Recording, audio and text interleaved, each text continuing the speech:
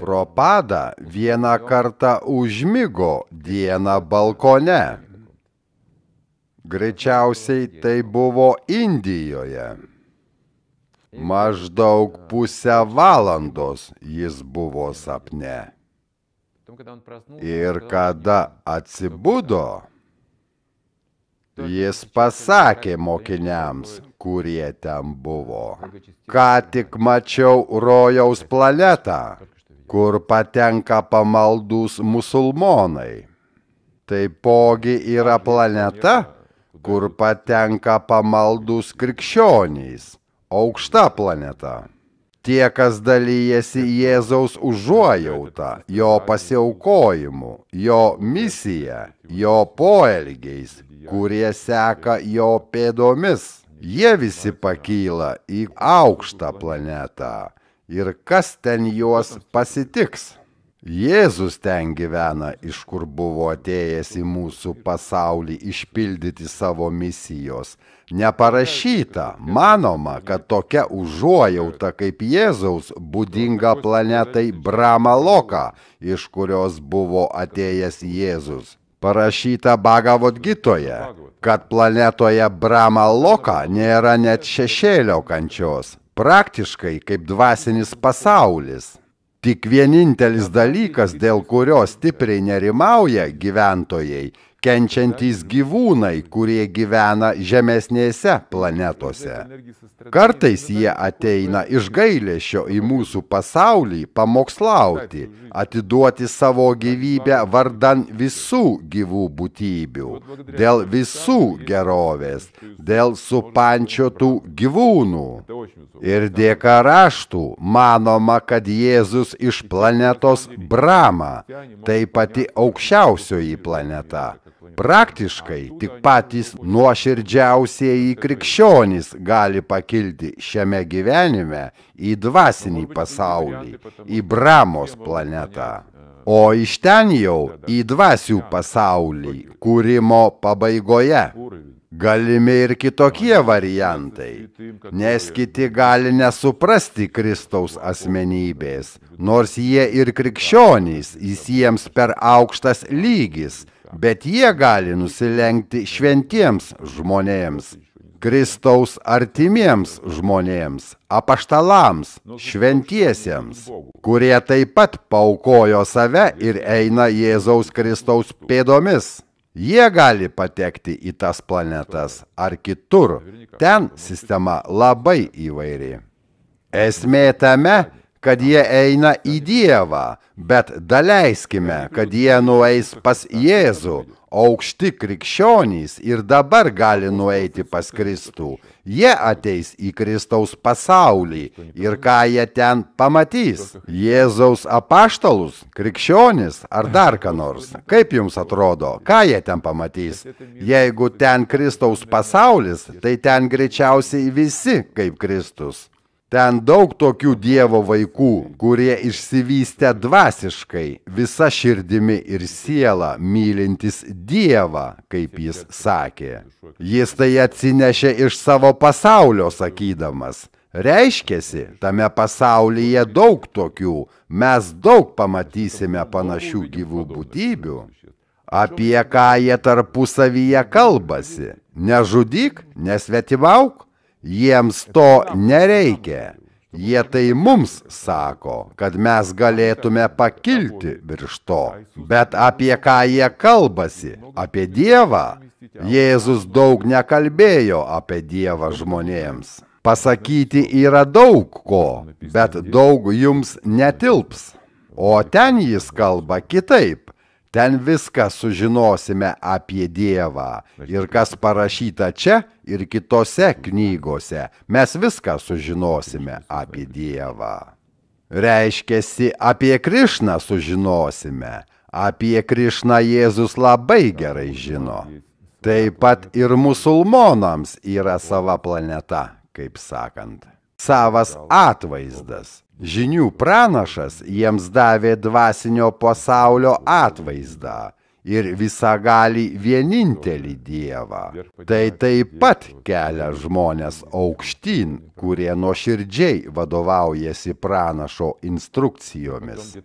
Ir po to mes visi kažkur tais susitiksime, tikri musulmonai, tikri krikščionys, tikri šventieji, vaišnavai ir taip toliau. Ir ką mes ten visi veiksime, klausimas. Tarnausime, dainuosime Dievo vardus. Kalbėsimės apie Dievą. Apie ką ten daugiau kalbėti? Jis begalinis, apie jį galima kalbėti amžinai, šlovinti galima amžinai. Ten tiek daug nuostabių pasikalbėjimų. Kaip Prabhupada sakė, visus suvienyje švari atsidavusiųjų meilė Dievui. Visi ir susitiksime, kurioje tai vietoje. Taip, reikia platinti bhakti, meilę Dievui. Jėzaus užuojauta fantastinė, virš žmogiška įsivaizdavimui. Prabhupada sakė apie tai, kad tokia užuojauta visiškai ne šio pasaulio, o šitas pasaulis žiaurus, jis taip veikia. Jėzus atnešė meilę, apie kurią kalbėjo, meilę savo, meilę artimui, meilę Dievui. Jis suvienijo įsakymus, jis dėjo žingsnį į meilę, už ką jį paskiau prikalė. Jų supratime nebuvo meilės, jie tai suprato kaip įsakymų griovimą. Taip suprato žiaurūs žmonės, kurių širdyse nėra meilės, akmeninės širdys. Apkaltino, kad vietoj 10 įsakymų duodi tik 2. Taip jie matė. Todėl už tai norėjo nužudyti, kad jis mūsų religiją sunaikins taip. Jie išsigando, jie nepriėmė jo meilės, jų uždaros širdys. Vieną kartą, kai Prabhupada verkė viešbučio kambaryje, būdamas Europoje, jo kambaryje buvo nukryžiuotas Jėzaus Kristaus paveikslas. Ir kada įėjo tarnas, pamatė verkiantį Prabhupadą, jam ašaros bėgo iš akių. Jis išsigando, kas nutiko Prabhupádai. Tu tik pažiūrėk ir pagalvok, jie nužudė savo mokytoją. Prabhupada supranta Kristaus asmenybę. Tai guru, kuris duoda meilę, o jie jį nužudė. O paskiau jis rašė Čiritamriti, kad Vašudevadatės eina dar toliau. O Dieve mano, kur dar toliau? Jėzus pasiaukojo dėl žmonių žemėje. Vašudevadatės aukoja save dėl visos visatos gerovės. Pasirodo, yra dar tokios sielos. Dievo palidovai iš Dievo aplinkos nebejotina. Mums tai nelengva suprasti, kas yra Dievas. Jo užuojauta, jo gailestingumas, jo meilė. Mums atrodo, kad jo meilės nėra, nes aš kenčiu šitame pasaulyje. Kaip ir tie farisėjai galvojo, kad meilės nėra. Įsakymai, įstatymai, religija pavojuje. Čia pasitvirtina, kur skaitėme, ką Jėzus sakė. Anandamaja, meilė Dievui visų pirma. Kur čia prieštaraujama? O visa kita bus duota, pasakyta paprasta kalba. O kas bus duota? Šitie 5 būties lygiai, apie kuriuos skaitome.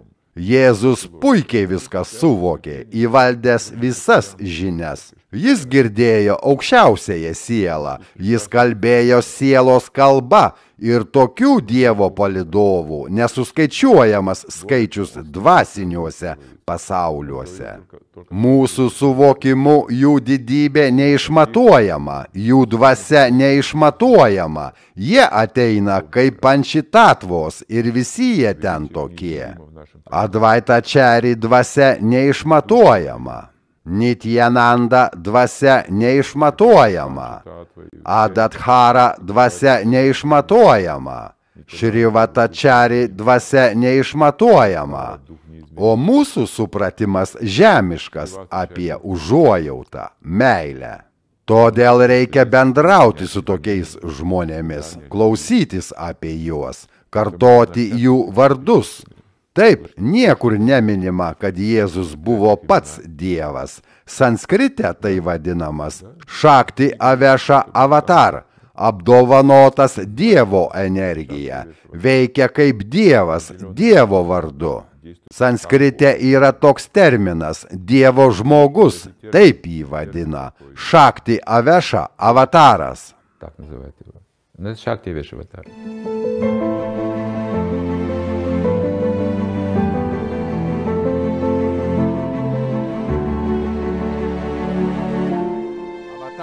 Avataras, avataras, avataras, avataras, avataras, avataras, avataras, avataras, avataras.